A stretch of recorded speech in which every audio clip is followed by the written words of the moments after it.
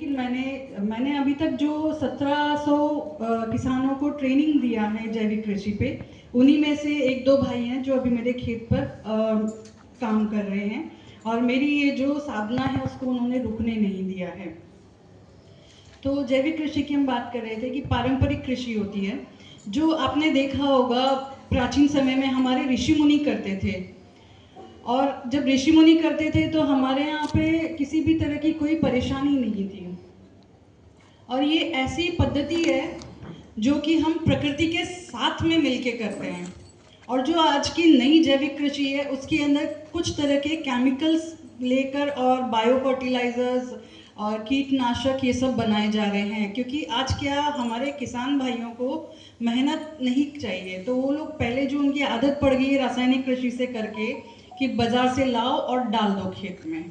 तो इसी चीज़ में हम जैविक की और किस तरह बढ़े, तो भाइयों के लिए इस तरह की व्यवस्था की गई है कि तैयार उत्पाद उनको अवेलेबल होता है। लेकिन बहनों, ये जो कृषि है जैविक कृषि, ये भी उतनी फायदेमंद नहीं है जो हमारी पारंपरिक कृषि थी, जो हमारे ऋषि मुनि करते थे। हमारे ऋषि मुनि 4 ज की बात करते थे। 4 ज कौन से हैं? जन यानी मनुष्य, जल पानी, जंगल हमारे आसपास उपलब्ध प्राकृतिक संसाधन, और जमीन हमारी मिट्टी। तो इन्हीं चारों पर मैंने भी कोशिश करी है कि मैं इस पे काम करूं।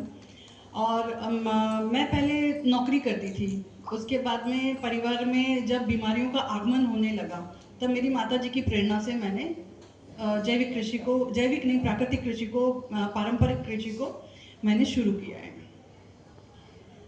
अब जब हम जल जंगल जमीन की बात करते हैं तो इसके फायदे क्या होते हैं?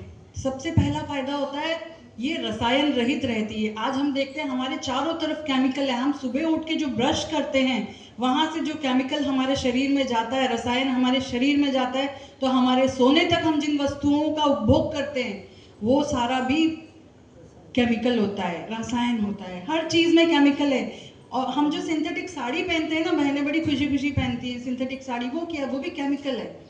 वो केमिकल से पतला सा धागा बनाते हैं और उससे साड़ी बनाते हैं। हम ब्रश करते हैं, वो हमारे टूथब्रश के अंदर केमिकल है, हमारे टूथपेस्ट के अंदर केमिकल, हमारे साबुन के अंदर केमिकल, हमारे खाने में केमिकल। तो ये जो कृषि है हमारी पारंपरिक कृषि, इसका यही फायदा है कि ये रसायन रहित होती है, किसी भी तरह का केमिकल इसमें नहीं जाता है। इससे क्या होता है, जब हम पारंपरिक कृषि करते हैं तो हमारी जो मिट्टी है उसकी उर्वरकता बढ़ती है।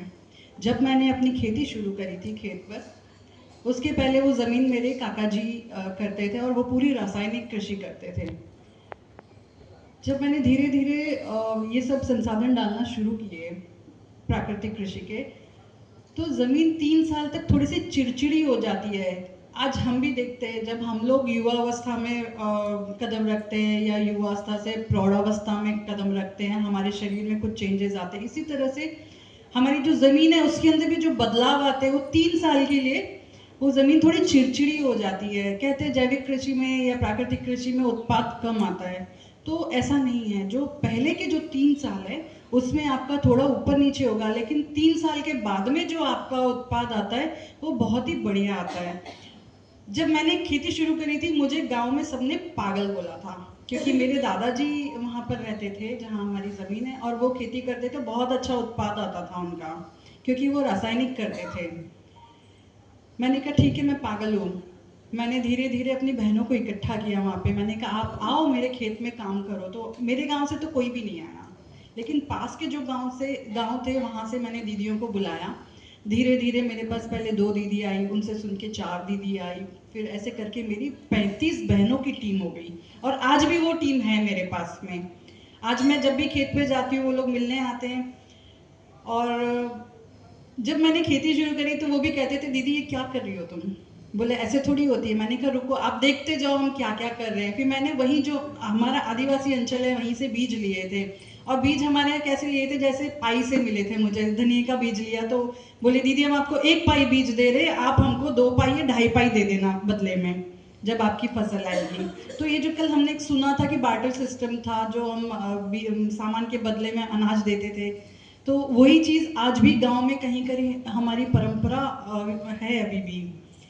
तो वो बीज लेके मैंने शुरुआत करी, फिर दीदियों ने देखा कि हाँ इसका स्वाद अच्छा है, क्योंकि दीदी मेरे साथ बोवनी से लेके और कटाई तक, कटाई के बाद में सफाई और भंडारण तक जुड़ी रही हैं। तो उन्होंने जब वो चीज़ खाई तो बोले दीदी इसमें तो हमें वो स्वाद आ रहा है जो हमें बचपन में आया करता था हमारी दादी मम्मी के हाथ का। तो उन्होंने मुझसे थोड़े थोड़े बीज लिए, कुछ सब्जियों के लिए, कुछ अनाज के लिए। और इस तरह से हर गांव में आपने देखा होगा कि पीछे एक बाड़ी होती है। तो उन्होंने कहा हमारे पास जगह कम है। तो हमने कहा ठीक है कोई बात नहीं, जगह कम है तो हम आपको एक गुरुजी थे सचदेव जी, तो उनका एक मॉडल है गंगा मॉडल। हमने कहा आप इस तरह से करो कि उसके अंदर 3 सर्कल होते हैं, तो बीच में जो बीज बोए जाते हैं घर में बाड़े में, तो हमने कहा बीच में जो बेल वाले बीज है आप उसको लगाइए, ऊपर मांडना बांधिए, वो बेल आपके ऊपर चढ़ जाएगी और सारी सब्जियां आपकी नीचे लटकेगी। उसके बाद में आजू बाजू जैसे बड़े बड़े पौधे, जैसे टमाटर का पौधा हो गया, इस तरह के जो पौधे जो आपको दूसरी सब्जियां दे रहे, तो उन्होंने उस तरह के पौधे लगाए।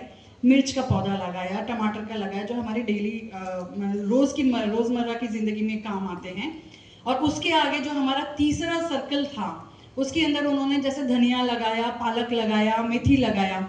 तो उन्होंने ऐसा नहीं है, मतलब उसके भी 6 भाग किए। तो एक तरफ का जब उन्होंने खा लिया, उधर दोबारा बीज डाला, फिर घूमते घूमते दूसरी तरफ का खाया, तब तक इधर का फिर उग गया। तो इस तरह से उनके यहाँ पे सब्जी की आपूर्ति बराबर बनी रही, और आज भी वो करते हैं। मैं जब गांव जाती हूँ ना, तो वो लोग मुझे सब्जी भर के देते, और ऐसा नहीं है, मेरी जो 35 बहन है, मेरे को 35 चीजें मुझे अलग अलग देती है। इसके अलावा जो उन्होंने जो बीज मुझसे लिए थे गेहूं वगैरह के, तो आज भी वो उसको पारंपरिक तरीके से थोड़ा सा टुकड़ा लेके खेत में, और वो उसमें कर रही है। और उसका मुझे सत्तू जरूर देती है मैं जब भी जाती हूँ, और वो सत्तू का जो स्वाद है वो मैं भूल नहीं सकती, क्योंकि उसके अंदर सिर्फ स्वाद नहीं है, उसके अंदर उनका प्रेम भी है। और आज मुझे पागल दीदी से उन्होंने वैशाली दीदी बना दिया। तो बहुत अच्छा लगता है मुझे इस तरह बहनों के साथ में। अब हम आगे बढ़ते हैं।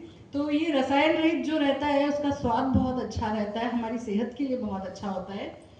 फिर मिट्टी जो हमारी होती है, आप देखेंगे जब हम यूरिया डाल रहे हैं, अभी हम लोग एक सम्मेलन करके आ रहे हैं उज्जैन में, जिसमें हमारे यहाँ जो लाइन पुलिंग की कल दीदी बता रही थी वो बात हो रही है, तो उसमें बहनें आई थी हमारे यहाँ 18 जिलों से। तो जब हम मिलते हैं तो खेती बाड़ी की भी बात करते हैं कि क्या लगाया, कैसा लगाया। तो एक दीदी से बात हो रही थी मेरी, तो दीदी ने ये बोला कि दीदी हमारी जो मिट्टी है ना वो बहुत कड़क हो गई है और हमारा उत्पादन बहुत घट गया है। तो मैंने उनसे यही बोला, मैंने कहा आप यूरिया डालते हैं ना, क्योंकि मैं जब भी कहीं भी जाती हूँ तो मैं हमेशा जैविक कृषि की बात करती हूँ। तो बोले हाँ दीदी हम यूरिया डालते हैं, पर अब तो हम 40 बोरी भी यूरिया डालते हैं ना तो भी हमारा उत्पादन नहीं आ रहा है। तो यूरिया डाल डाल के क्या हो गया कि हमारी जो जमीन है वो बट्ठर हो गई है, हमारे यहाँ बट्ठर बोलते हैं, यानी कड़क हो गई है। लेकिन आप इसी तरह कभी एक जैविक खेती वाले खेत में जाएंगे और उसकी आप मिट्टी उठाएंगे ना, तो वो मिट्टी ऐसे अपने आप टूट के गिर जाएगी। लेकिन आप जब यूरिया वाले खेत में जाएंगे, वो आप मिट्टी को पत्थर से तोड़ेंगे ना तब टूटेगी वो मिट्टी। तो आप बताइए, जो भी जड़ें होती है पौधों की, उनको आगे बढ़ने के लिए नरम जमीन की जरूरत होती है ताकि उनकी जड़ें आगे जाए। लेकिन यूरिया वाले में क्या होता है कि जड़ें आगे फैल नहीं पा रही है, क्योंकि नीचे की जमीन पूरी वो प्लास्टिक होता है यूरिया के अंदर, उस प्लास्टिक तरह की, प्लास्टिक नहीं होता है, प्लास्टिक जैसा होता है। तो वो प्लास्टिक जैसी परत के कारण हमारी जमीन जो है एकदम कड़क हो गई है और पौधे अब ज्यादा बढ़ नहीं पा रहे हैं।